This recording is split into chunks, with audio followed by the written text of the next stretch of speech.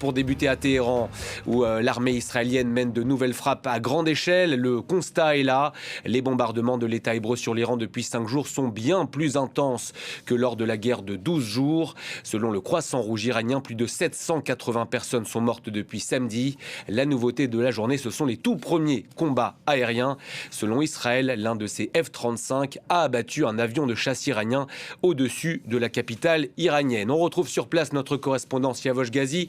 Bonjour Siavosh, merci d'être là. C'est le premier incident de ce type depuis samedi dans le ciel iranien.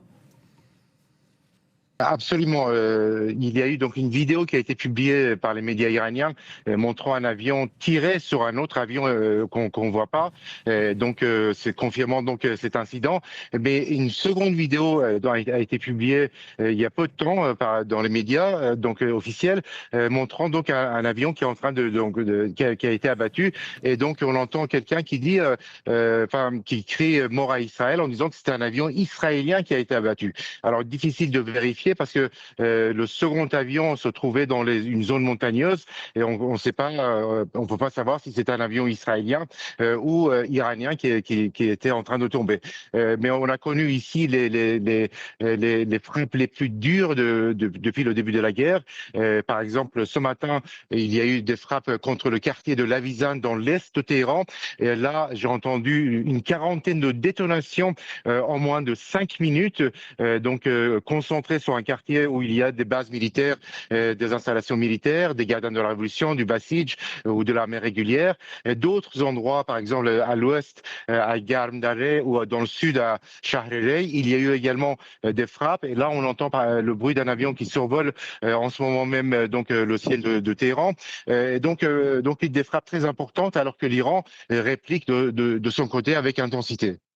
Siavosh, les obsèques nationales pour le guide suprême Ali Khamenei sont-elles reportées? Le pouvoir demande néanmoins que les gens se réunissent sur des grandes places à 20 h comme les jours précédents.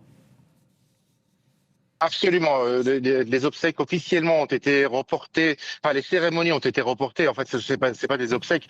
Les cérémonies de funéraires ont été reportées officiellement à cause d'un risque d'affluence importante de la population et donc ce qui rendait difficile la gestion de la foule. Et donc les autorités ont décidé de reporter ces cérémonies qui devaient donc commencer ce soir à 22 heures.